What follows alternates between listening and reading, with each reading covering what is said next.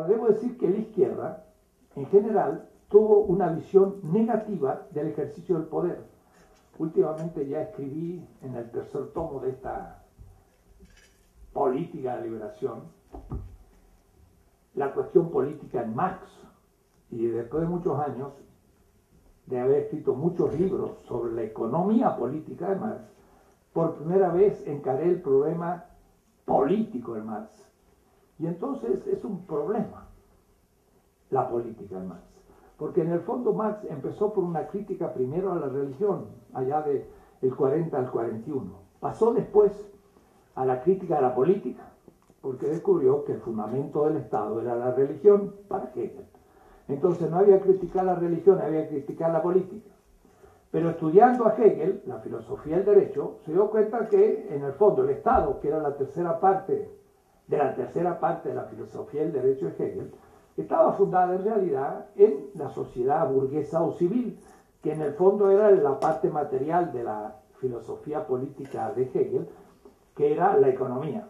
Entonces pasó de la crítica a la política a la crítica a la economía. Es decir, que primero criticó la religión, lo dejó, pasó a la política, lo dejó, pasó a la crítica a la economía, y ahí se quedó de 1844 en París hasta su muerte en Londres en el 82. Estuvo 38 años trabajando en la economía política, pero no volvió a la política. Y entonces, en cierta manera, tuvo un cierto desprecio Marx por la política. Creía que el Estado debía ser superado después de la revolución, pero no era por una acción política directa, sino por un movimiento desde lo social.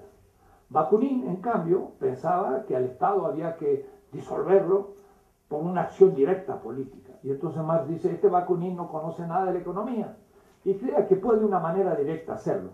Hay que hacerlo desde lo social. Entonces, para Marx la política tenía un sentido un tanto negativo, despectivo. No dedicó una página para decir que era el Estado. Lo usó en decenas y decenas de artículos políticos, y sobre todo el 18 Brumario, la guerra civil en Francia por la Comuna de París en 1870, muchísimos artículos de análisis coyuntural, pero nunca dijo lo que es el poder, lo que es el Estado, nada de esto. En cambio, la economía política definió todas las categorías de la economía política. Hizo lo que él llama en el manuscrito de 1861-63 una crítica de todo el sistema de las categorías de la economía política burguesa. Él lo hace. Pero él no hizo una crítica de todo el sistema de las categorías de la filosofía política burguesa. No lo hizo. Y Mészáros, en un libro enorme de 1100 páginas, alumno de Lukács, viviente marxista muy importante, húngaro en el exilio norteamericano, que ha venido a veces a México, dice, Marx no escribió el Tratado del Estado, pero habría que hacerlo y es necesario. Pero Marx no lo pudo escribir. ¿Y por qué no pudo escribirlo? No lo pudo escribir porque Marx pensaba que antes de la revolución había que ser el acto político de la revolución, como acto político, pero en realidad se producía desde la presión y el cambio histórico que se hacía desde los movimientos sociales. Y entonces la revolución consistía en disolución del Estado, disolución del capital y superación del trabajo asalariado. Pero son tres cosas muy distintas, porque el trabajo asalariado se puede superar por el capital, y eso sí hay que hacerlo, y espero que lo hagamos de aquí a algunos decenios. Ustedes quizás todavía, no creo, pero pongamos que se pudiera. Pero disolución del Estado no está al mismo nivel que el capital, porque si el Estado es una macroinstitución política de organización del campo llamado político, nunca desaparecerá. Y sin embargo, Marx habla de la disolución del Estado. ¿Pero cuándo? Entonces, hay dos momentos. En la crítica al programa de Gotha, Marx dice, antes de la revolución, pues hay que luchar socialmente. Y después se entra a la primera fase del comunismo, que se llama socialismo, en la transición, y después a la segunda fase del comunismo. Entonces, en la primera fase hay que desarmar todo lo que la burguesía ha hecho en la etapa anterior. Entonces hay que superar el capital, pero en cierta manera todavía hay que seguir usando el Estado, porque es lo que él llamó la dictadura del proletariado. Ahora, la dictadura del proletariado crea problemas, porque entonces no pensó que era un tipo de democracia lo que había que cumplir, y voy a hablar de ese tema, sino que era los obreros, de manera así dura, iban a eliminar todos los resabios que quedaba del mundo burgués para limpiar el panorama.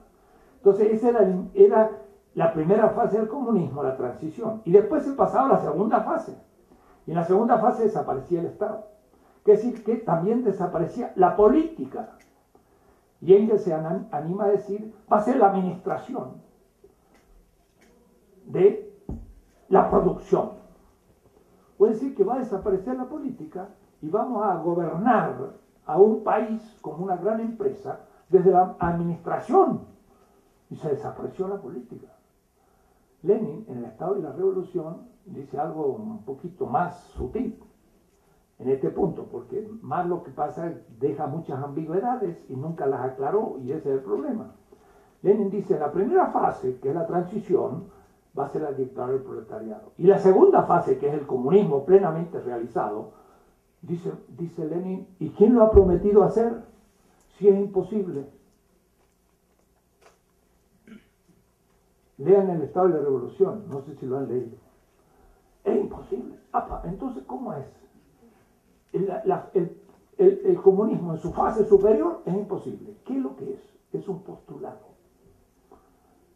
Y postulado habla Kant, el viejo Kant. Kant tuvo 4 etapas. La primera era un racionalista, a lo Leibniz. Después leyó los empiristas y durante unos meses se hizo medio hobbesiano, empirista. Pero después fue el Kant trascendental, y entonces la crítica de razón pura, la crítica de razón práctica, la crítica del juicio. Pero en la crítica del juicio ya dejó la etapa trascendental y pasó a su 4ª etapa. Y en la 4ª etapa Kant ya no es trascendental, ya quiere realizar materialmente lo que él ha pensado. Y es una etapa interesantísima de Kant, porque es el Kant que va a permitir la existencia de Hegel, y va a ser el Kant que va a leer Marx. Y es el tiempo de los postulados. Kant dice, ¿qué es un postulado? Lo digo muy simple. Es pensar algo que es lógicamente posible, pero empíricamente imposible. Es una idea regulativa. Hay que entender esto. Yo siempre lo doy como un ejemplo de los navegadores chinos. Para andar en la noche, como todos los navegantes, toman una estrella. Ellos toman la estrella polar. La estrella polar en la noche me permite hacer mapas, descubrir dónde está la roca, la costa toda, porque ellos tenían instrumentos muy precisos que a partir de la estrella podían orientarse en el mar de noche. La estrella era un principio regulativo para saber navegar. Ahora, si un navegante chino decía, ¿y para qué me sirve a mí eso? Yo quiero llegar a la estrella polar. Es imposible. Como es imposible, no me sirve para nada. ¿Cómo que no? Me sirve para orientar. Franz Winkelhammer le llama el intentar realizar empírica e históricamente al postulado le llama ilusión trascendental. Entonces, si el comunismo es un postulado, es pensable. Habrá una sociedad donde a cada uno se le pague según su trabajo y reciba según sus necesidades. Usted dice, qué bonito. Es imposible. Empíricamente. Imposible.